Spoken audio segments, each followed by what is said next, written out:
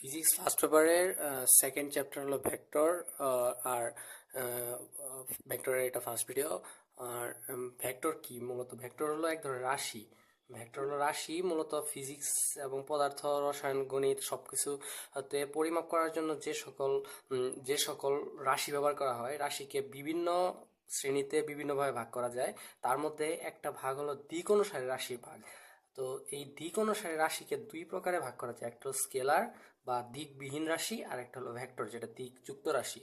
আচ্ছা, স্কেলার রাশি আর ভেক্টর রাশির মধ্যে পার্থক্য কি? স্কেলার রাশি আর ভেক্টর রাশির পার্থক্য হলো, কোনো স্কেলার রাশির ক্ষেত্রে আমার সেই রাশির মান ব্যবহারের জন্য দিকটা উল্লেখ করতে হয় না, বা দিক না উল্লেখ করলেও চলে সেই রাশি প্রকাশের জন্য। কিন্তু ভেক্টর রাশি প্রকাশের জন্য অবশ্যই দিক এবং মান উভয় উল্লেখ করতে হয়।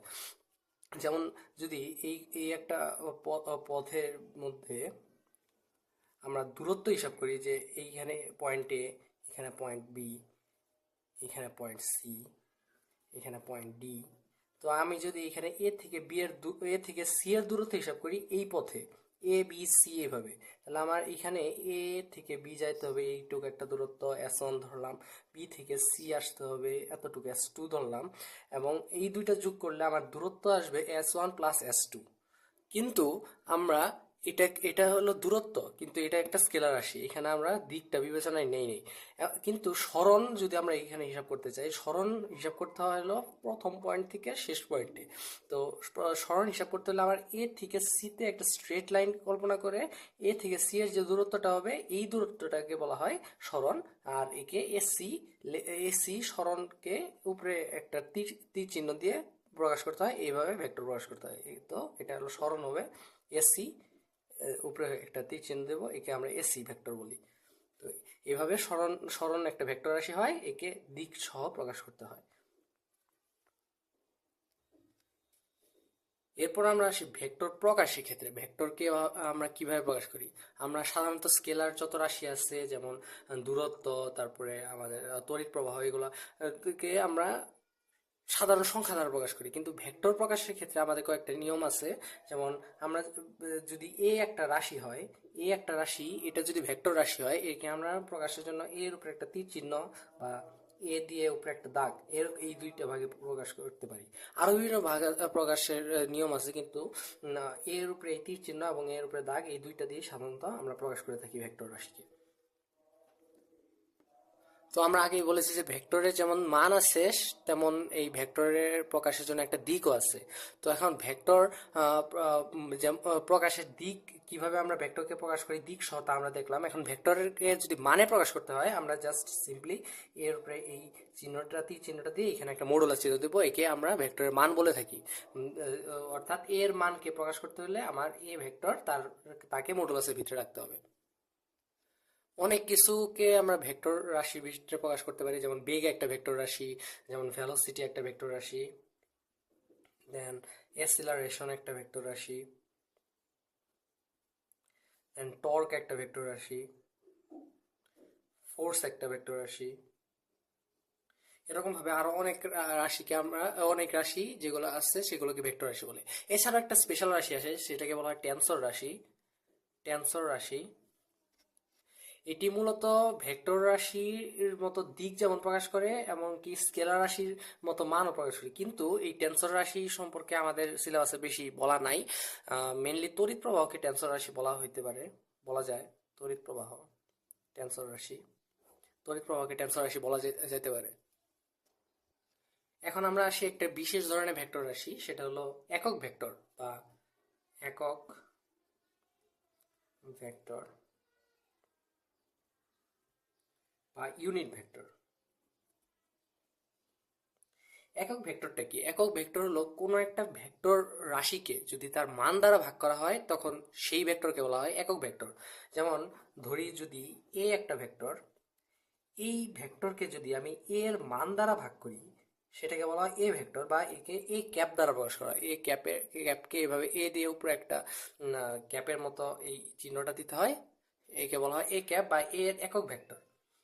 আর এই একক ভেক্টর মূলত একটা ভেক্টর রাশি, কিন্তু এটার মান সাধারণত এক এক এক ধরা হয়।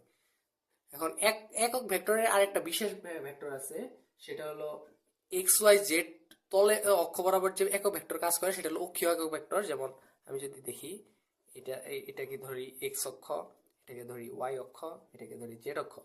আমার যদি একটা একক ভেক্টর এক্স অক্ষ বরাবর কাজ করে সেটাকে আমরা আই ক্যাপ দ্বারা প্রকাশ করি। একটা ভেক্টর যদি ওয়াই অক্ষ বরাবর কাজ করে আমরা সেটাকে জে ক্যাপ দ্বারা প্রকাশ করি, এবং একটা ভেক্টর যদি কে জেড অক্ষ বরাবর প্রকাশ করে সেটাকে আমরা কে ক্যাপ দ্বারা প্রকাশ করি। অ্যান্ড এই ভেক্টর যদি পজিটিভ দিকে প্রকাশ করে তাহলে প্লাস আই, নেগেটিভ দিকে প্রকাশ করলে মাইনাস আই, নেগেটিভ ওয়াই অক্ষ হলে মাইনাস জে, এবং নেগেটিভ জেড অক্ষ হলে মাইনাস কে। এ এ ভেক্টরের একক ভেক্টরকে সাধারণত ছোট হাতের এ ক্যাপ দ্বারা প্রকাশ করা হয়। বড় হাতের এ ক্যাপ দ্বারা প্রকাশ করা যায়, তবে সাধারণত আমরা ছোট হাতের এ ক্যাপ দ্বারা প্রকাশ করি। নেক্সট আমরা যে ভেক্টর সম্পর্কে জানবো সেটা হলো নাল ভেক্টর বা শূন্য ভেক্টর। তো নাল ভেক্টর বা শূন্য ভেক্টর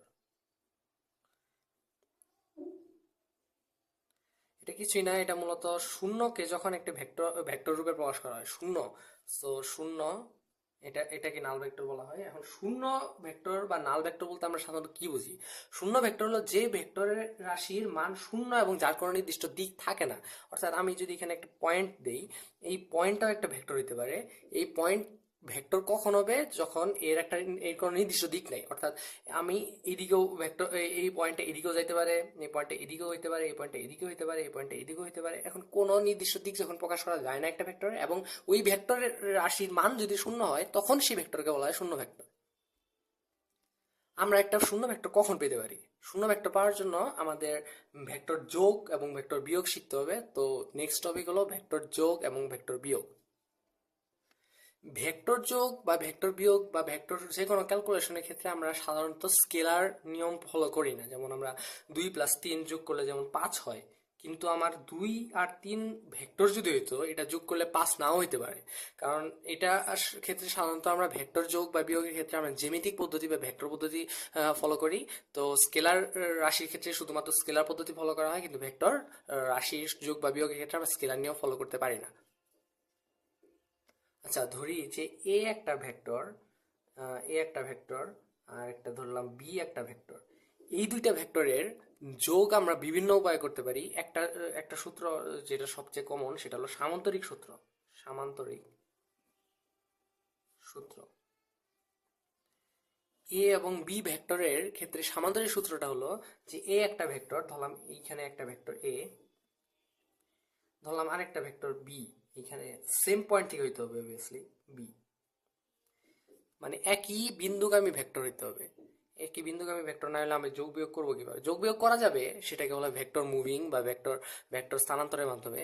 কিন্তু সাধারণত সেম সেম পয়েন্ট থেকে যে ভেক্টরটা বের হয় যে দুইটা ভেক্টর, তার যোগ বিয়োগ করার জন্য যে সূত্রটা হলো, এটার ভেক্টরের ধরি লব্ধি হলো আর। দুইটা ভেক্টর যদি দুই দিকে ক্রিয়া করে, তাহলে এর লব্ধিটা অবভিয়াসলি মাঝখান দিয়ে কোনো জায়গায় ক্রিয়া করবে। তাহলে এই ভেক্টর আর এর ক্ষেত্রে আর এর যে মানটা হবে, সেই মানটা হবে √a² plus b² plus 2ab cos theta. এখানে থিটাটা কি? এই থিটা হলো এ আর বি এর মধ্যবর্তী কোণ। আচ্ছা, তো আমার এই সূত্রটা হলো লব্ধির মানের সূত্র, দুইটা ভেক্টরের যোগফল বা লব্ধির মানের সূত্র। লব্ধির মানের সূত্রতে কি? r=a² plus b² plus 2ab cos theta. থিটাটা কি? থিটা হলো এ আর বি এর মধ্যবর্তী কোণ। আচ্ছা আচ্ছা, এখন এই ক্ষেত্রে আমরা এটা বের করলাম এ প্লাস বি এর আমরা লব্ধি বের করলাম। এখন এ মাইনাস বি এর লব্ধিও সেম উপায়ে বের করা যায়। এ মাইনাস বি এর লব্ধি বের করার জন্য আমরা কি করব? এ মাইনাস বি মেনলি লেখা যায় এ প্লাস মাইনাস বি। এখন মাইনাস বি বলতে বোঝায় আমরা বি এর মান সেম থাকবে, জাস্ট বি এর দিকটা বিপরীত হবে। তো আমরা এইখানে কি ছিল আমার বি ছিল এইটা, আমরা এখন বি কে মাইনাস বি তে রূপান্তর করবো, অর্থাৎ দিকটা বিপরীত করে দেবো। সো দিকটা যদি আমরা বিপরীত করি, এটা হলো বি, এটা হলো মাইনাস বি। আচ্ছা, তো আমার এখানে ছিল থিটা, এটা হলো পাই মাইনাস থিটা বা 180 ডিগ্রি মাইনাস থিটা। আচ্ছা, তো আমরা এখানে এ প্লাস মাইনাস বি বা এ মাইনাস বি এর সূত্র আমরা কি লিখতে পারি? a² plus B square plus 2ab cos pi minus theta. আর কস পাই মাইনাস থিটাকে আমরা কেমনে লিখতে পারি, এই হলো পাই আর এই হলো থিটা, অর্থাৎ এই চতুর্ভাগে। এই চতুর্ভাগে কি, এই চতুর্ভাগে সাইন আর কস,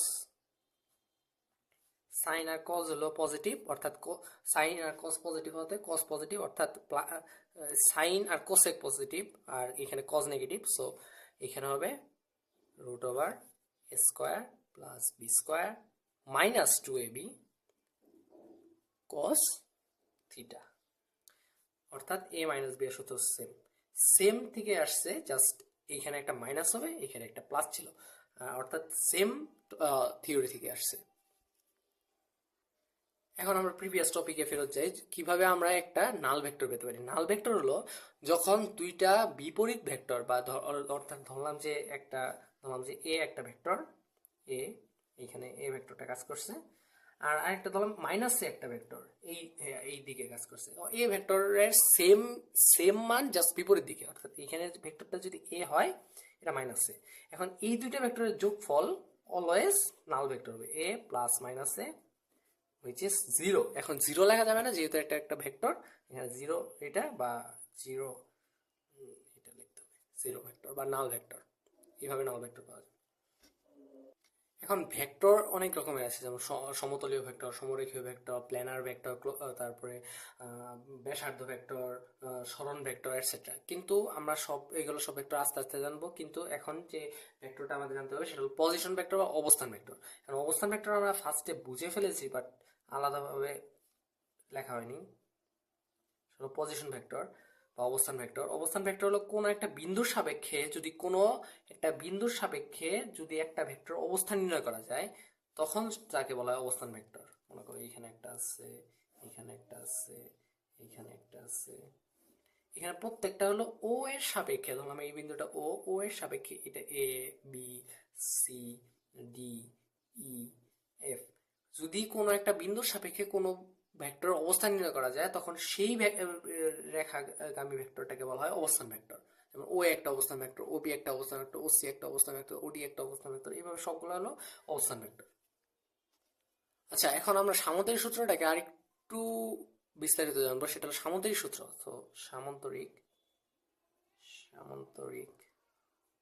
সূত্র, সামন্তরিক সূত্র কিভাবে সামন্তরিক থেকে আসছে। সো আমার এ একটা ভেক্টর ধরলাম, বি একটা ভেক্টর, এর মাঝখানে ধরলাম থিটা। আচ্ছা, এখন আমার এই ভেক্টরটাকে আমরা শিফট করতে পারবো, এটাকে বলা হয় ভেক্টর শিফটিং। এই ভেক্টরটাকে আমরা শিফট করে এই পাশে আনতে পারবো, অর্থাৎ এই ভেক্টরটাকে আমি জাস্ট এই ভেক্টরটাকে যদি এই পাশে শিফট করি, এই পাশে শিফট করলে আমরা এইখানে একটা আরেকটা ভেক্টর পাই।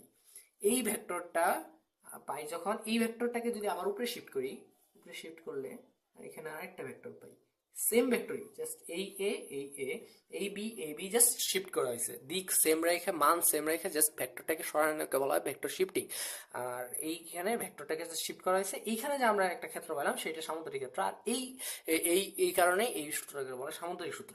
অর্থাৎ আমরা সামন্তরিক সূত্রের লব্ধির সূত্র আমরা অলরেডি জানছি, এটা যদি লব্ধি হয় R equals to root over A square plus B square plus 2ab cos theta.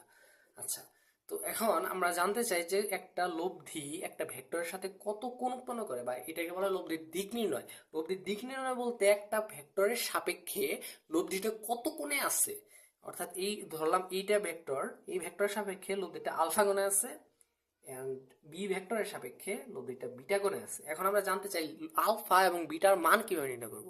এখন আলফা ও বিটার মান নির্ণয়ের জন্য আলাদা সূত্র আছে। এখন আলফার মান জানলে বিটার মান এমনি আমরা জাস্ট থিটা মাইনাস আলফা করলে এসে পড়বে। কিন্তু এখন আমরা আলফার মানটা যদি জানতে চাই, আলফা ইকুয়ালস টু সূত্র হলো ট্যান ইনভার্স।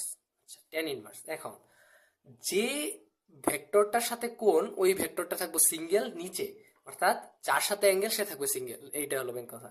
অর্থাৎ আলফা আছে, আমার আলফার মান যেহেতু জানতে চাইতেছি, আলফা আছে এ ভেক্টরের সাথে, এ ভেক্টরটা নিচে থাকবে সিঙ্গেল ট্যান ইনভার্স এ, অর্থাৎ এ এর মান যে প্লাস, অর্থাৎ তার সাথে কোনো কোণ বা কোনো কিছু থাকবে না, প্লাস।